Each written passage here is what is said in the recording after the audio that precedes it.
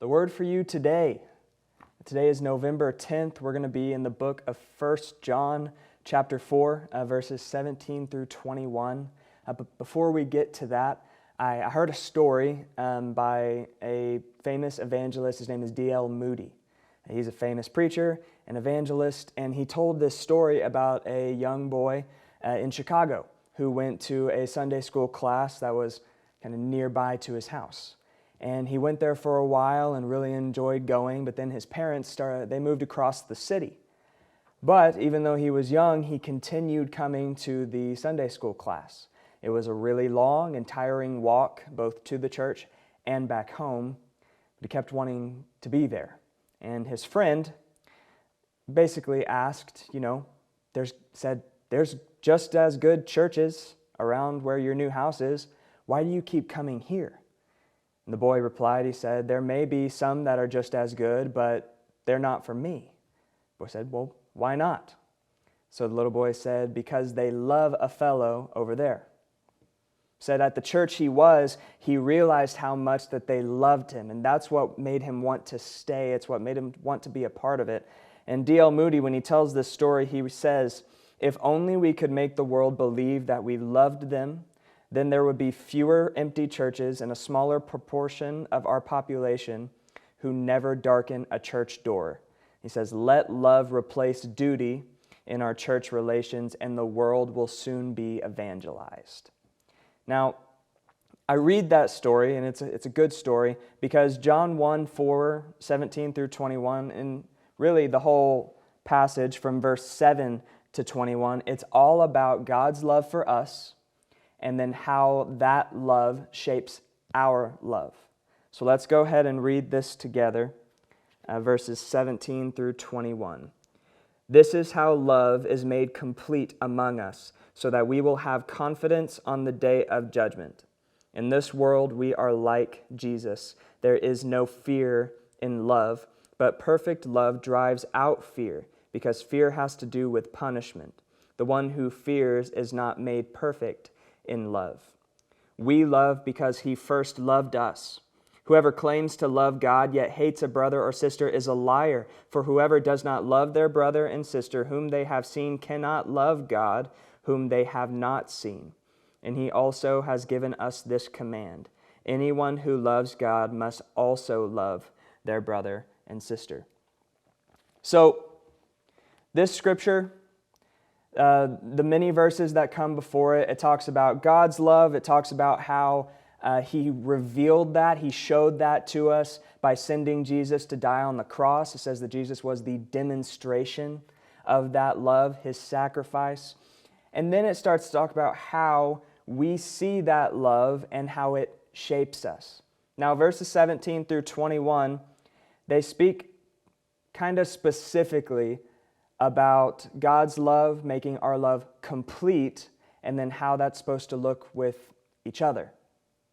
See, the word that he uses in here, it says, whoever claims to love God yet hates a brother or sister. That word hate, it's the same word that Jesus uses in Luke 14:26. The words, it says, if anyone comes to me and does not hate his own father and mother and wife and children and brother and sisters, yes, even his own life, he cannot be my disciple. And that word for hate, it's a word that means to love someone less or esteem them less in favor of something else. So when Jesus said that, he's saying, if you put anyone ahead of me, or if you will not put me ahead of them, you can't be my disciple. And so when he speaks here, he's saying, if you love someone less in favor of someone else, if you're showing any favoritism or putting someone else aside in favor of someone else, you can't be my disciple. And your love for God, it's a lie. And that's a pretty heavy statement to say. If you say you love God and then hate someone else, then you're a liar. That's what he says. See, Jesus gave us a specific command, and in John 13, 34 and 35, it's a command from the mouth of Jesus. It says, "A new command I give you. Love one another. As I have loved you, so you must love one another. By this everyone will know that you are my disciples, if you love one another." See, loving each other, it's something that Jesus thought was one of the most important things we could do. Having unity with one another is one of the most important things we can do. When Jesus prays for the future believers, those who would believe in him, in John, I think 17 or 18, the thing he prays is that they would be one as the Father and him are one, that love would bind them together and they would have unity. And because of that, the world sees us. They see that we are his followers, and it all boils down to how we love one another.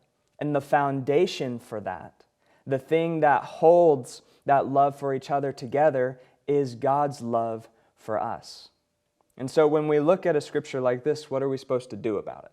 What are we supposed to do about God's love? First of all, I think we need to look closely at what Jesus has done and thank God for his love.